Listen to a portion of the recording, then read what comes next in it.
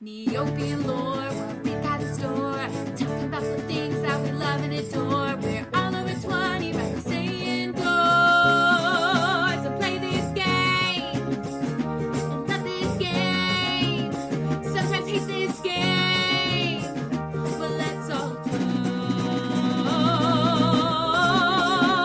talk about Neopian lore. Yeah! Woohoo! Welcome to episode 33 of Neopian Lore on Casandia and the invasion of the Hasees. I'll try to be as accurate as possible and attempt to pronounce all names correctly, but keep in mind, this world is fictional and this is all just for fun. I'm your host, Krista Poyman. Now let's cozy up to some nostalgia. Air fairies, known for their grace, their intelligence, their beauty. But what if I were to tell you there was an air fairy who doesn't quite match that description? Meet Casandia. She is a gangly, uncoordinated fairy who always looks like she's dressed for a sleepover in her velvety light purple-blue dress and booties lined with white fluff. While age is very fluid in Neopia, she does look to be on the younger side, I'd say around 14. Compared to the air fairy goddess Witch's Celia with her perfectly curled hair, meticulously applied makeup, and alluring presence, the juxtaposition versus her and Casandia is simply marvelous. Casandia's claim to fame is discovering the petpet Hasee. How would you describe a Hasee, you might ask? Well, this editorial question posed by Child2597 sums up their bizarre nature quite perfectly. What is a Hasee? Seriously, they're just blobs that eat donut fruit and go wee on the seesaw. And why are they so perfect?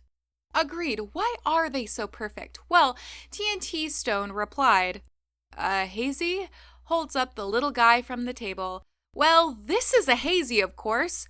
What more can I say? You're looking right at 'em. They're just a perfect little pal, a sweet little sweetie McSweeterson. Their presence has blessed us, and that is all we need to know. Sure, all right, works for me. So let's go into their Neopedia origin story. Good grief, Fiora cried, picking up a chirruping Hasee that was nibbling upon her throne. Casandia, please come here. The door to the room opened, and a timid-looking air fairy floated over towards the queen. Yes, Fiora? She asked, curtsying. Casandia, these Hasees you discovered, they simply cannot stay here any longer. They're eating everything. Please round them up. We have no choice but to relocate them. Yes, my queen.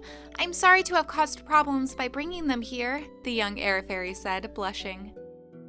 Now, before we keep going, you're probably wondering, where did Casandia discover these creatures, and why would she bring them to the castle? Both great questions.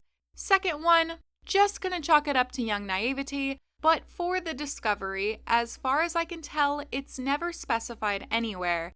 My hunch is to say they were found somewhere in fairyland. Maybe they were a more elusive species of petpet with limited food sources, keeping their numbers low, which will not be the case very shortly. We'll get there. That said, the Hasee is not classified as a fairy petpet, just labeled the generic petpet. But the Flosset, which is a fairy petpet, looks similar to a Hasee, but with wings and without beaded antennae. And Hasees are just a little fluffier, which we love them for. Flossets, by the way, have a strange description. Quote, the Flosset is a jolly little fellow that wants to be a big grown-up Neopet. He isn't happy being small. So, wild theory time, maybe there was an evolutionary split where the content Flossets were just happy eating and living a more sedentary life, and over time they lost their wings due to unuse, thus becoming a new species called the Hasee. Another wild theory, since the unpainted Hasee is purple with orange stripes, common colors from Krelidor, they could be an alien species. But also, I feel their base color of purple is a good camouflage if they are originally from fairyland, so likely just a coincidence. Alright, back to the story. Hours later, Fiora walked along the outskirts of fairyland to inspect Casandia's success. I've gathered them all, my queen, but where should we take them? Fiora thought for a moment. They're too detrimental to the environment to place all together. We will need to place them with the greatest concern and caution. Perhaps we could... Her statement was cut short, however, as the fluff of cloud under the Hasees gave way under their weight. "Oops," Casandia said, flushing with embarrassment.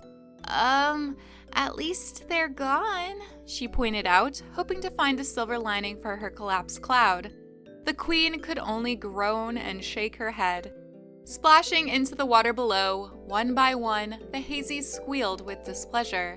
However, their buoyancy proved perfect for them, allowing the bouncy refugees to bob in the water until land came into sight. The Hasees made their first foray onto the coast by storming the western shores of Mystery Island. They tread cautiously at first, then, with growing excitement, something smelled wonderful. Looking up, they saw a seemingly endless supply of delicious fruit hanging from the trees. Hello, hi, it's me again, interrupting myself with another tangent. To start, Queen Fiora, why didn't you ever pose the question? "Hey, Casandia, where did you find these weird blobs? Maybe we should put them back where you found them in the natural habitat." But no, so now we're in a mess with an invasive species on Mystery Island. This feels very much like the state of Florida, who are no strangers to invasive animals. To name a few, they've got Burmese pythons wreaking havoc on local birds, amphibians, and reptiles from owners who decided to release them once they got too big. And pythons get massive, and there are a few images floating around of ones that have eaten Florida alligators. For most pythons, it didn't end well for them, but it's still impressive. Other detrimental invasive species include cane toads, lionfish, feral hogs, even snails are getting in on the fun.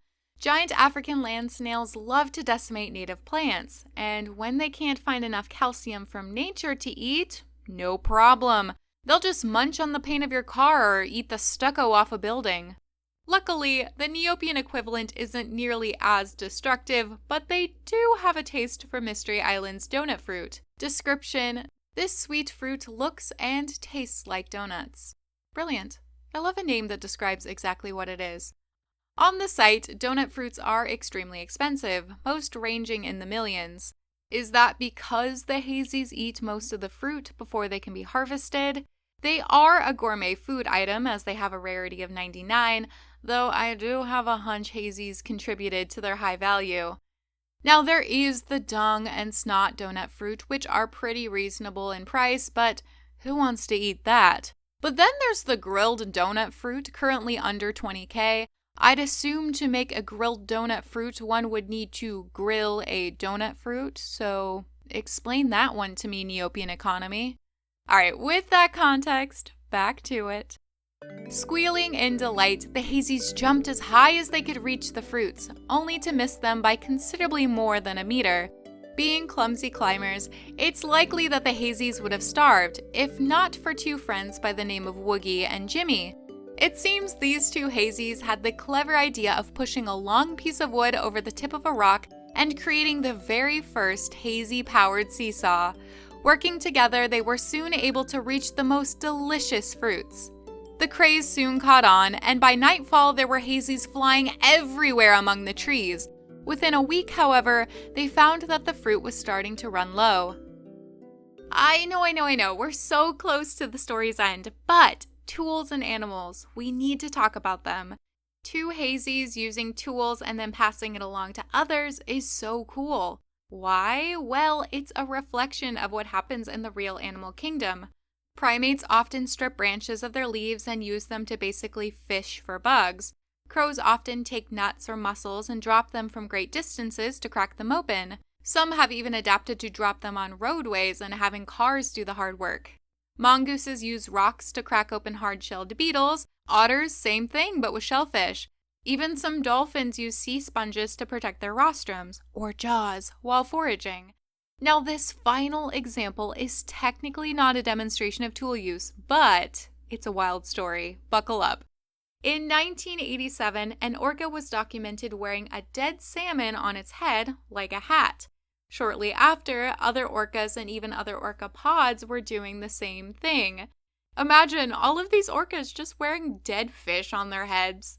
Since it didn't seem to have any true advantage, the behavior stopped after a few months, but scientists did deem it a cultural fad. I just love that. All right, I promise we will now finish the Neopedia article. Alarmed by the situation, the citizens of Mystery Island went before Queen Fiora to plead their case, asking her to rid them of the hazy menace. Ah, so that's where they ended up, she said thoughtfully. Do not worry, good citizens of Mystery Island. I'll help solve this crisis.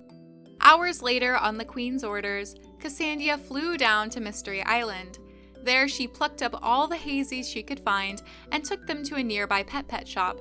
There, she figured they would be able to find good homes.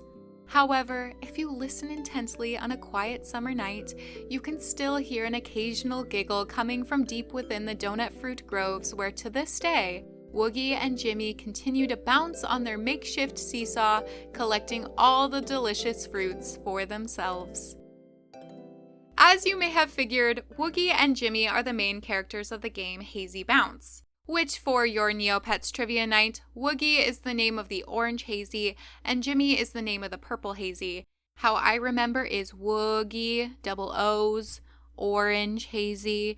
I don't have one for Jimmy, so that's all I can give you. In the game, you get to jump on their invention of the seesaw to collect their favorite fruit that is for some reason scrolling across the screen.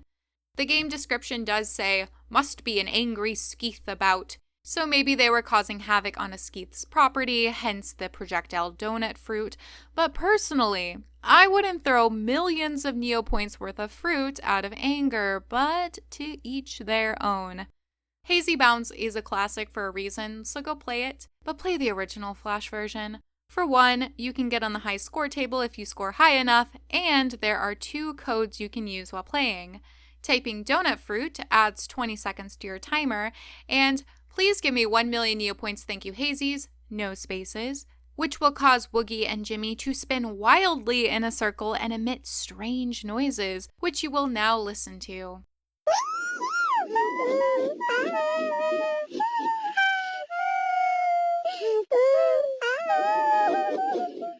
So cute! The screen does display 1 million Neopoints supposedly deposited to your account, but alas, you will receive no Neopoints besides the ones awarded from a submitted score. The sequel game, Super Hasee Bounce, lives up to the super in its name in that the physics are much more bouncy. The game description is as follows. Jimmy and Woogie have bounced their way to Meridel.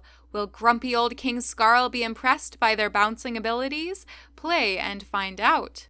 While this game does load with the Ruffle extension, I can't get the seesaw to move, which is kind of the main mechanic of the game. Big bummer there. But thanks to Jelly Neo's gameplay footage on YouTube, I was at least able to watch a playthrough.